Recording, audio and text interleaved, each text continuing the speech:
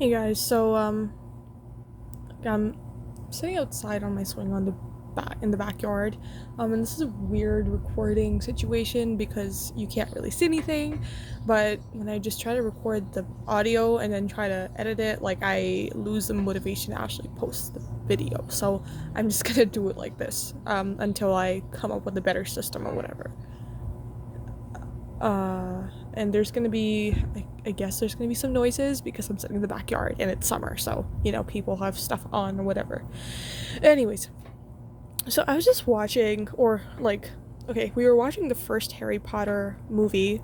Honestly, don't remember what it's called. Sorry, but we were watching the first movie, and the scene where it's like he starts getting letters from Hogwarts, and it's first they come, like he gets the first letter, they take it away from him, and he, like, the message doesn't reach through basically, and then after that he receives more. They keep coming, they're packed everywhere, like literally random places. They keep flooding in basically, right? Like all the owls are like on his house and everything, and then at some point they just there's just this like there's they think that no letters are gonna come because it's a Sunday. I think that's what happened, and it's like, oh, they're like, they can't be sending any more now, right? Because like we didn't answer or see any one of them.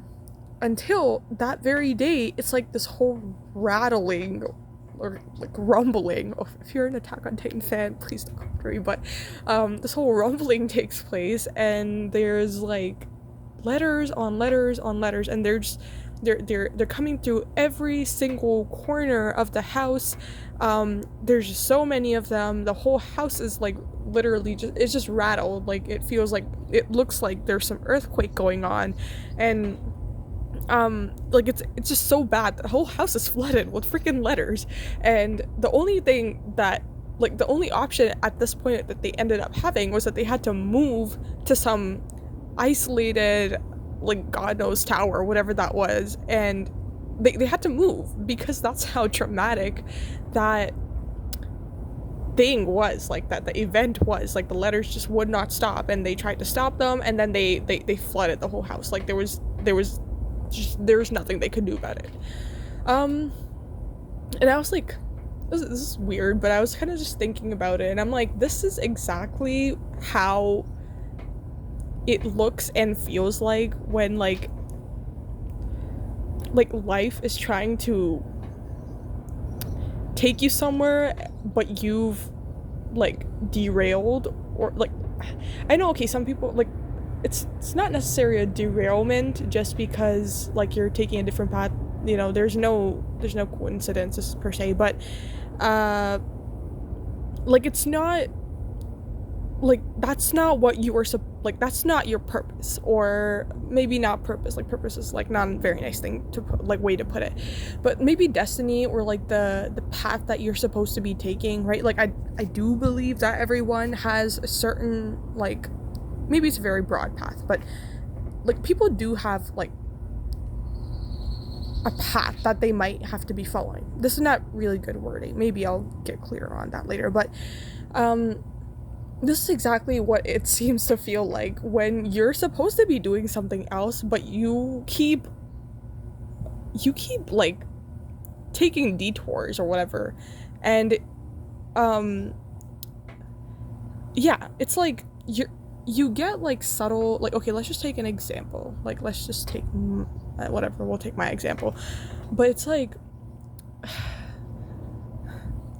you kind of suppress what you knew what you wanted to do, or you maybe you don't know, okay? So you're just like going through life, you're going around, and then at some point you, like, because you always have to make decisions are inevitable, you're gonna have to make some sort of decision, and then at some point you make a decision, and that decision it so happens to be that that's not the one that led you exactly to the path that the most seamless path for you, like the least resistant path for you. You happen to make the decision that took you in the opposite direction of that path. And the thing I've noticed is, like, you're gonna get little like little, you're gonna get a couple letters first, you know, like the first letter that Harry got, like the one that had his name on it, and it came through normally with the post and whatever. You're gonna get like this little letter. You're gonna feel something like, oh, something's not right, or you're gonna kind of like, I don't know, something somewhere might feel a bit wrong, or it feels like something is going wrong, you know, like it's a really subtle sign, just like his first letter. It's just a normal letter. Who knew where that was coming from, right? Anyways, and most of the times when people get that first letter in quotes, they like, it's hard to pay attention to it because it's just such a small thing, and everything's been like, you know, you've just been flowing through life or whatever, like you've been going through it, and then you didn't realize that like that particular like one decision that you made might have, you know, put you on another path that wasn't that of least resistance. Let's just put it that way, okay? You didn't take the path of least resistance, maybe. So the first couple of signs, most people don't really notice them. They don't really think too much of them.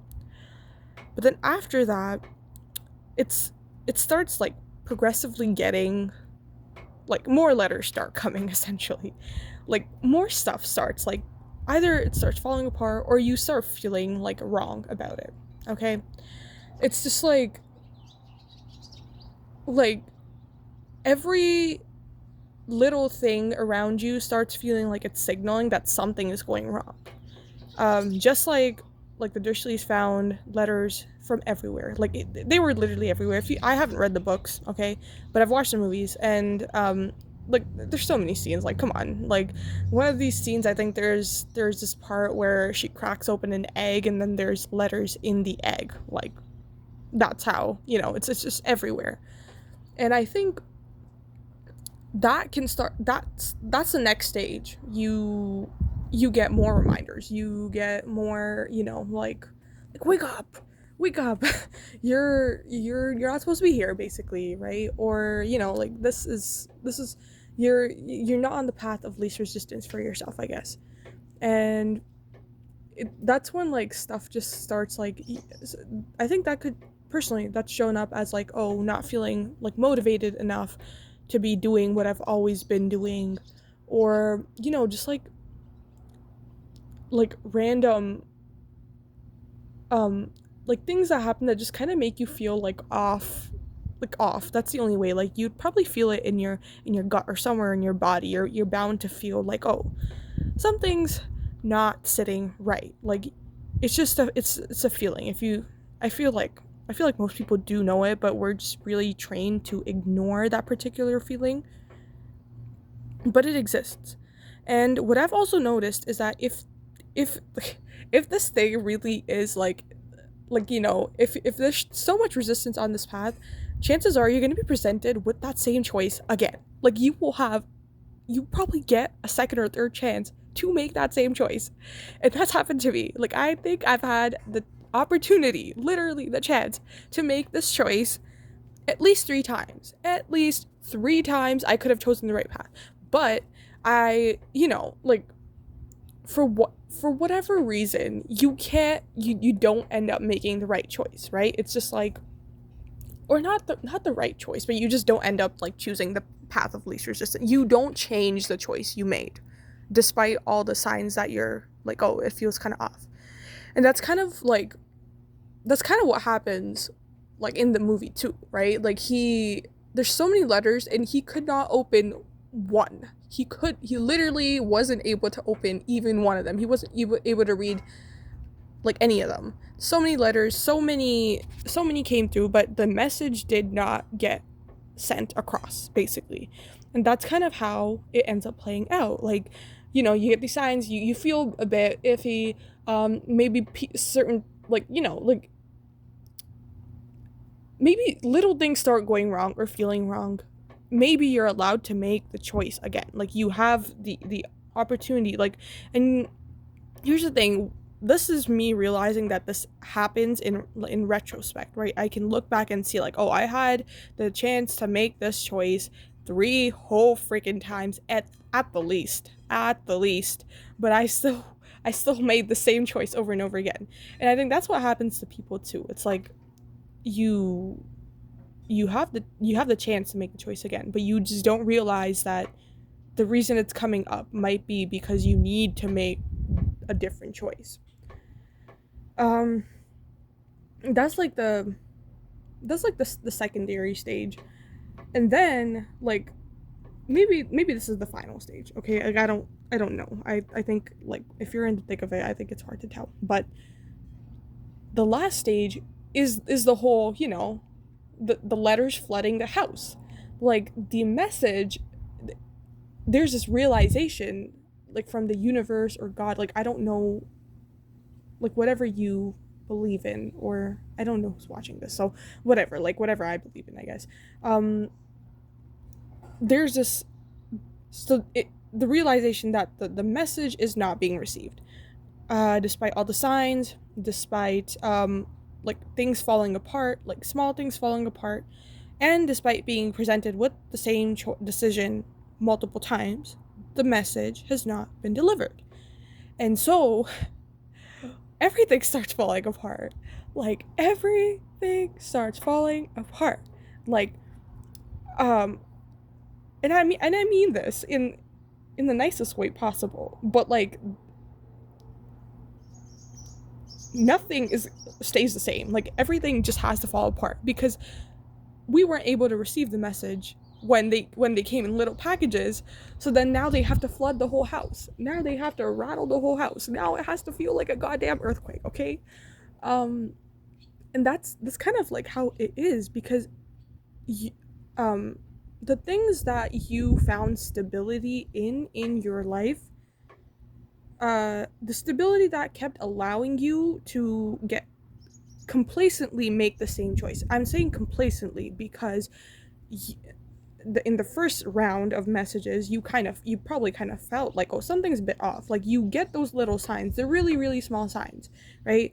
And then the second round is like more of a procedure, right? Like it's like phase 2 clinical trials or something like that. Like you have like phase 1's already been passed. Like, okay, yeah, like this person is not going to be able to listen to they're not going to be able to hear the smaller signs, so we're going to have to give bigger signs. And then there's going to be certain, like, there's going to be chances where you can make certain rectifications or modifications to the path you're taking. But no, you basically, like, even though we notice these signs, like, I'm sure we do at some point, you're going to notice it, but you don't, like, you take the flow of life for granted, basically, and then you become complacent and you don't try and make the different choice.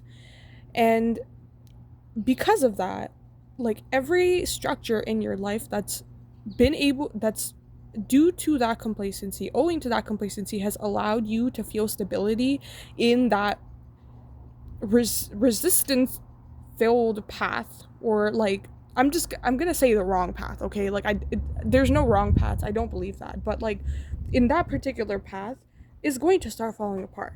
If it's your grades, your grades are going to, like, maybe your grades, maybe they're still okay, but you just don't feel the same, you can't attach the same value to them.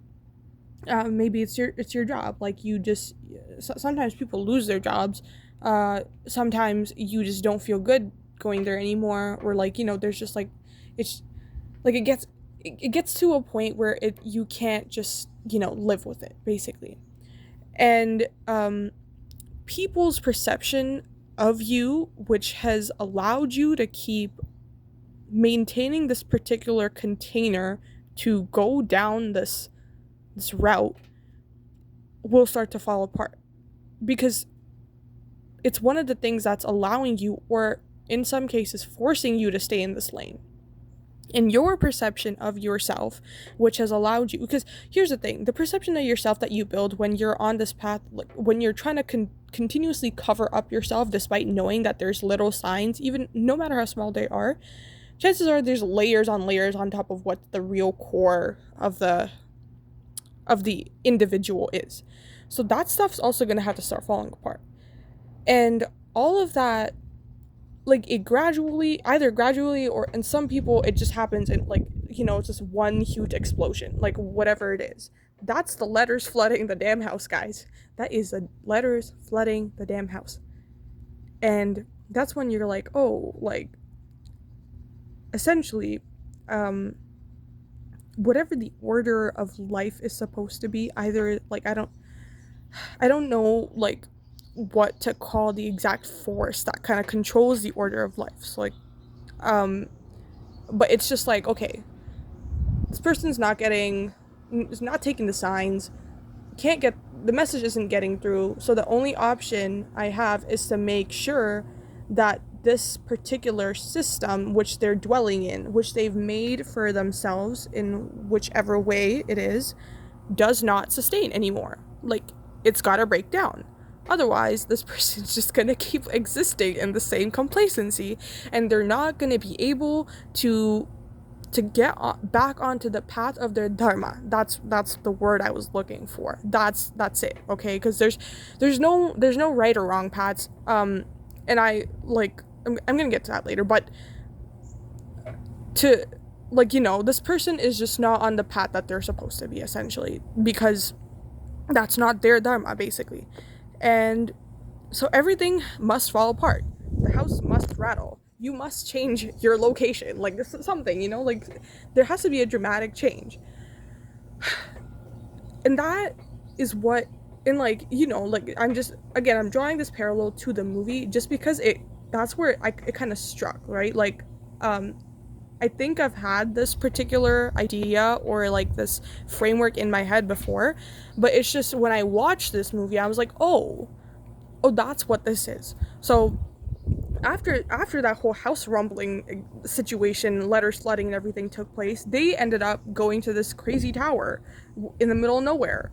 And that's where Hagrid ends up actually breaking through the door and taking Harry with him, so that there is no chance for the message to not get through. And that's kind of what happens. Like, everything falls apart. And then at that point, you're in that lighthouse or whatever, in the middle of nowhere, wherever they were, temporarily staying. You're in that place. Now you're going to have to, like, rediscover, for a lack of a better word, what you're actually supposed to do. You're gonna have to re-navigate now, essentially, or realign. Like, the compass has to be shifted because it's just been spinning all over the place. Like, it's like, the image in my mind is like there's a compass, and how, like, when there's, like, a crazy magnetic field or whatever, it just keeps, like, it keeps spinning. Like, those horror movies or whatever, you'll see it somewhere. I know everyone's seen it somewhere, okay? And it keeps, like, spinning. The needle keeps spinning. And that's how you've been all throughout this whole time that you've been on this unsustainable path for yourself, essentially. And now you have to recalibrate, you have to reorient, and then you get to start building up. Yeah, that's the analogy that kind of, and then, like, after that, Hagrid takes him to get his wand, and, like, he realizes that everyone knows him. Apparently he's just, like, he's famous, and, like, he gets to go to school, he makes friends, and that's how I think it ends up happening. Like, you end up having to rebuild yourself, and in the process of rebuilding, you realize that you were never actually lost. You always existed in this, but you were just, like, you were stuck with the Dursleys, okay? Like, let's just put it that way. You were sitting in a place where you were not able to execute your functioning as your highest or, like, most efficient self, okay, whatever. And that's the process, I think. And it is, unfortunately, it has the tendency to feel painful. And I mean, the sooner in the stages you kind of get it, obviously, right? Like, if Harry had read one of those letters, the house rumbling would not have taken place. It wasn't Harry's fault in this case, but, like, you too can, like, understand that, oh, maybe this is what's going on. You can introspect and you can realize and figure out, see the patterns in what's been happening in your life to figure this out. And that might help you break the the destruction of the path, or the destruction of the false environment that you've created from happening. Because I mean, destruction's amazing. It's great. Like, I despite being in the thick of it, I think I can't help but admire the process of it. Like, it's beautiful. It's like it's amazing, and it's like Shiva's standoff. Like, that's what it is. Like, that destruction needs to take place. It's absolutely necessary. But I think if you can intercept it, and if you are meant to intercept it, you will be able to intercept it. You will be able to see the signs, okay? And I think that's what it means to learn the flow of life. Because you can finally start looking at yourself and your cycles from a third person perspective, rather than always just being in the middle of it. And then being in the middle of it's hard to actually recognize what's going on. Yeah.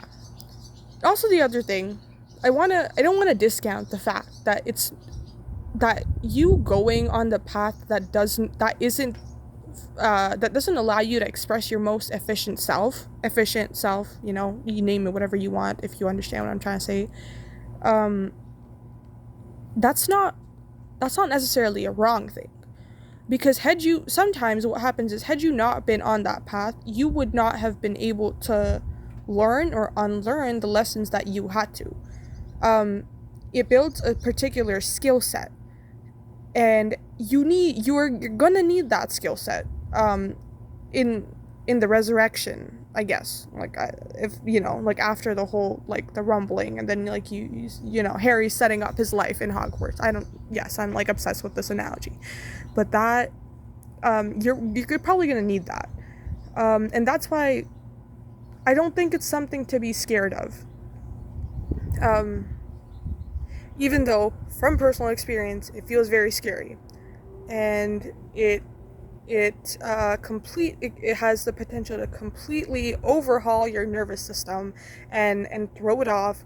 And you know, I intend that, and I hope that everyone who might be in the midst of it finds the tools that they need to kind of, you know, integrate themselves properly into this process, rather than having to just kind of like navigate through like a storm.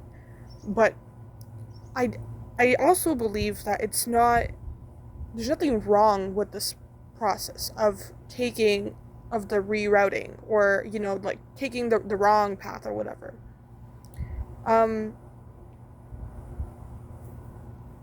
Yeah, like, I get that saying that kind of, it doesn't, I guess it doesn't fit in with what I was trying to say for, like, most of the video. But that's the point. Like, I don't think there's no wrong path. So what I'm saying is that if you've realized that, oh, like, this is what's happened to me. Like, I ended up taking the wrong path of the two roads I had, or the less efficient path. And, you know, in the process, I've wasted, you know, time and energy and emotion and all those things. And I'm saying this because this is how I feel, like, most of the times. Like, I'm like, oh, I wasted so much time, so much energy. The relationships I used to have with people are not the same. And I don't know if they can ever go back to how they were, but I don't think I want them to go back to how they were, because I am not who I was back then. But, you know, like, that's to say that if you're in the middle of it, then, or if you realize that you're coming out of it, I think you should know that's not a horrible thing to have happened, that it's probably also not an accident, and that it is a very useful thing for you, because you were able to strip yourself of all that was not yours, all that was false, all that was not the truth, and at the same time, you developed a skill set. Even though developing the skill set and stripping yourself of the falsehood was very painful, and I completely recognize, empathize, and I feel you, okay? Whatever. Like, I feel you. Like, I completely understand that, because I think this video might be more for myself than for anyone else. But yeah. Yeah, so like, just think of it that way. Sometimes when I think of, like, I don't know why my brain thinks like this, but sometimes when I think of fictional frameworks or fictional events and then try to set them into the framework of things that either take place in my life or that take place in my head, like when I draw those parallels, it becomes easier for me to either live through or think through, because even though using too much of your logical brain is just a survival mechanism, you still need to use it. So sometimes it just makes it easier if I have a fictional way or a fantasy way to kind of align it, and like see how it's going. So that's why I keep coming back to that analogy, that if the messages are just coming in as 1 or 2 letters, maybe you have the opportunity, maybe this is your opportunity to kind of be like, oh, maybe, I'm not seeing something. Do the introspection, get there. Same thing if these letters are coming up in more abundance and showing up everywhere. That's also a great sign to, reevaluate. And chances are the choice will pop up again. Like, in my experience, no matter what it is, the choice keeps popping up over and over again. Just to make sure that just to make sure that maybe at some point in the middle you did get the message. So if you're in that stage, definitely reevaluate and intend that you get to make the choice again, I guess. And then if you are in the house being flooded with letters phase, and like shit's hitting the fan, or shit's blown up, or it's like just melting away, I don't know what, like different ways for different days, okay? Let it happen, honestly. Let it happen. Regulate your nervous system the best you can. Look at it as it's finally all going to like settle down, because now you don't have to carry along this heavy false oh my god, no, that's not a ladybug, I think it's a stink bug. Oh my god. You don't have to keep carrying along this false burden of stuff that's not yours, stuff that's a perception for you, because you thought you were doing the right thing by making this choice. But chances are you made this choice under the influence of, oh, this is the safe thing to do, oh, this is what everyone wants from me, etc., etc. So even when stuff gets hard and painful, appreciate that, or try and appreciate it, because it probably will get better. I think, and I hope. But yeah, so yeah, that's about it.